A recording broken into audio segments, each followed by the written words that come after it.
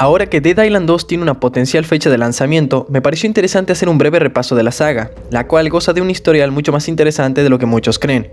Aquí va un resumen conciso de cada juego en orden cronológico. Primero, hubo un minijuego en 2011 que sirvió como una especie de prólogo del Dead Island original. Más bien se trató de un estilo de evento promocional por tiempo limitado, justo antes del lanzamiento del primer Dead Island, disponible solo a través de la función PlayStation 3 Home.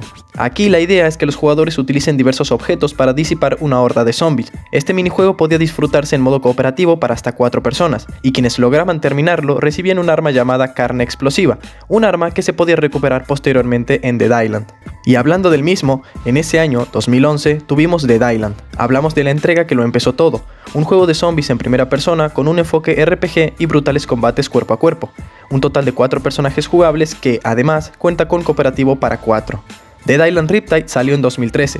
Básicamente fue un Dead Island 1.5, con un nuevo personaje jugable, nuevos tipos de zombies, nuevas armas, pero conservando los mismos gráficos y trampas del primer juego. Es el segundo y último Dead Island desarrollado por Techland antes de pasar a Dying Light. Escape Dead Island se estrenó en 2014, una experiencia para un jugador con un enfoque narrativo de suspenso psicológico. La historia sigue los pasos de un personaje llamado Cliff Kalo, quien debe sacar a la luz la verdad sobre el brote zombie que afectó a la isla de Vanoy, y lo haría infiltrándose en ella. Como dato curioso, Xian Mei regresa en esta entrega. Se pudo disfrutar de Dead Island Retro Revenge en 2016. El desplazamiento lateral y el estilo beat 'em up de 16 bits se encuentran con el ritmo aquí. Tomamos el papel de Max, personaje cuya apariencia se asemeja a la de Jack Black, quien además le da la voz, para embarcarnos en una peligrosa misión con el objetivo de rescatar a nuestro gato. Max tiene a su alcance diferentes bonificaciones para potenciar sus habilidades, superarmas e incluso magia para poder acabar con los enemigos. En este juego todo se pone de cabeza, y el final es de lo más hilarante.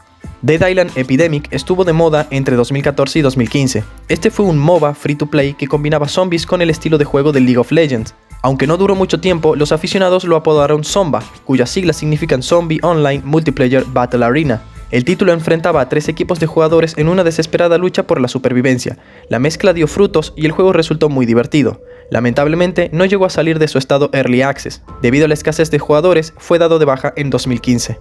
Dead Island Survivors se popularizó entre 2018 y 2019. El juego para móviles de Dead Island lo tenía todo para triunfar. Torres defensivas y colocación de trampas, combates cuerpo a cuerpo, muchas referencias a entregas pasadas, recolección de armas, la posibilidad de forjar alianzas con otros supervivientes, un entretenido sistema de cartas y, lo mejor de todo, era free to play. El mapa se situaba en las inmediaciones de la isla de Vanoy del Dead Island original. Al igual que ocurrió con Epidemic, el juego fue sepultado y olvidado por carecer del reconocimiento necesario. En 2020 fue retirado de las tiendas de iOS y Android para nunca más regresar. Y por último, pero no menos importante, Dead Island 2. Anunciado en 2014 con otro hilarante tráiler cinemático, la esperada secuela del original aún no ha visto la luz. Sin embargo, el título está planificado para el 3 de febrero de 2023. Contará con hasta 6 personajes jugables y un modo cooperativo. Se ambientará en la ciudad de Los Ángeles, California, y tendrá mucho humor negro.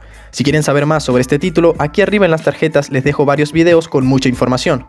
Espero lo disfruten, no olviden apoyar si les gustó y nos vemos en el próximo.